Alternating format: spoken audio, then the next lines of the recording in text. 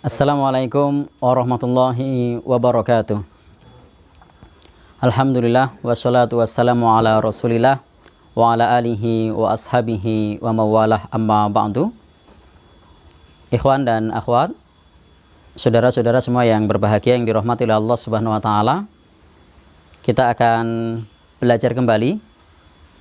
Pada kesempatan ini kita akan mempelajari aslud dzunub atau pokok-pokok dosa yang menjadi pangkal dosa bagi kita sebagai anak Adam. Namun sebelumnya puji dan syukur kepada Allah Subhanahu wa taala.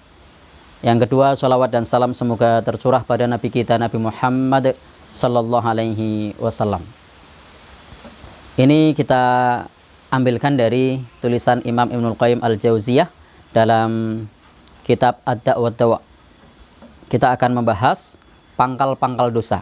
Ada 4 menurut beliau pangkal dosa ini, karena dari 4 inilah dosa-dosa yang lain bermuara. Yang pertama adalah adz-dzunubul mulkiyah, atau dosa yang dosa tersebut merupakan hak milik Allah Subhanahu wa taala atau sifat Allah Subhanahu wa taala yang kita sebagai seorang hamba tidak boleh mengambil alih atau tidak boleh menyerupai dari sifat Allah Subhanahu wa taala, yang ini hanya merupakan hak Allah saja. Di sini adalah contohnya sifat al-'azamah atau keagungan. Maka kita sebagai manusia tidak boleh mengagungkan dirinya. Wal kibriya, termasuk kebesaran, kesombongan. Ini adalah sifat yang hanya merupakan sifat Allah Subhanahu wa taala. Tidak boleh bagi hamba Allah Subhanahu wa taala untuk mengambil atau menyerupai sifat Allah Subhanahu wa taala, karena kesombongan, keagungan, kebesaran itu hanya milik Allah Subhanahu wa taala. Wa yadkhulu fi hadza, termasuk di dalam hal ini adalah asyirku billah, syirik kepada Allah Subhanahu wa taala. Ini juga tidak boleh. Ini termasuk dalam konteks adz-dzunubul mulkiyah atau dosa yang merupakan hak Allah Subhanahu wa taala. Karena hak Allah Subhanahu wa taala untuk diibadahi, maka tidak boleh manusia minta untuk diibadahi, tidak boleh manusia beribadah kepada selain Allah Subhanahu wa taala. Karena ketika seseorang sudah melakukan dosa yang berupa kesombongan, yang merupakan pangkal dosa, dan ini juga merupakan dosa yang pertama kali dilakukan oleh makhluk Allah Subhanahu wa taala, yaitu iblis. Dosa yang pertama kali dilakukan adalah berupa kesombongan. Aba wastakbara wa kana minal kafirin. Iblis itu enggan dan sombong dan termasuk golongan yang kufur kepada Allah Subhanahu wa taala, kafir kepada Allah Subhanahu wa taala. Kesombongannya menjadikan tergelincir ke dalam kekafiran. Adapun dosa yang kedua, yang ini juga merupakan pangkal dosa bagi kita, kita perlu berhati-hati, adz-dzunubus syaitoniyah. Dosa yang mengikuti jejak langkah setan. Kalau yang pertama tadi dosa yang merupakan hanya hak Allah, tidak boleh bagi kita untuk menyerupainya. Contohnya keagungan, kesombongan, kemudian kebesaran. Karena Allah punya hak untuk sombong, karena memang Allah Subhanahu wa taala maha segalanya. Karena Allah hak untuk diibadahi, karena Allah maha segalanya. Yang kedua adalah adz-dzunubus syaitoniyah, dosa yang merupakan sifat-sifat setan. Setan ini punya sifat seperti hasad, dengki, menipu, makar, maksiat, dan seterusnya. Fatasyabbuh bisyaiton, maka menyerupai setan ini tidak diperbolehkan. Contohnya adalah hasad. Dan hasad ini pula yang menggelincirkan anak Adam. Jadi hasad ini pula yang menggelincirkan anak Adam sehingga terjatuh ke dalam dosa pertumpahan darah.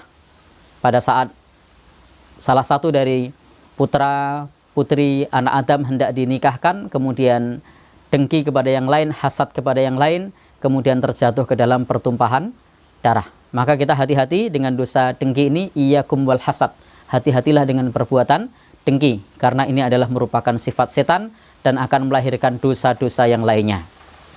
Adapun yang ketiga, yang juga merupakan pangkal dosa, sebagaimana Imam Ibnul Qayyim Al-Jauziyah menyebutkan, itu adalah adz-dzunubus sab'iyah.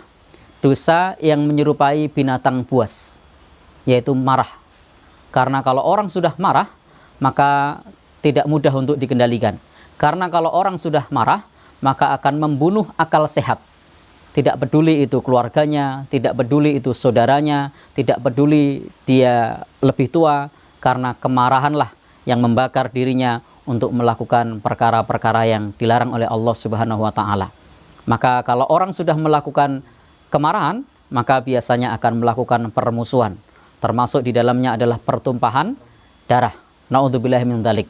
Maka Nabi menyebutkan barang siapa yang bisa menahan amarah, maka dijanjikan dengan surga. La taghdab walakal jannah. Jangan marah, bagimu surga. Maka penting bagi kita agar tidak menyerupai binatang-binatang buas yang maunya menang sendiri, yang maunya menumpahkan darah, yang maunya semuanya adalah harus memperturutkan kepada amarah dirinya. Ikhwan dan akhwat, bapak dan ibu, saudara semua yang berbahagia yang dirahmati oleh Allah Subhanahu wa taala, insyaallah.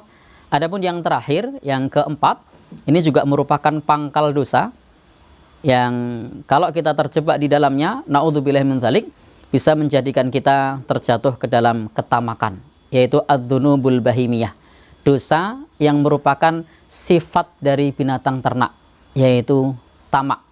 Binatang ternak itu dikasih makan seberapapun dia masih mencari makan lagi.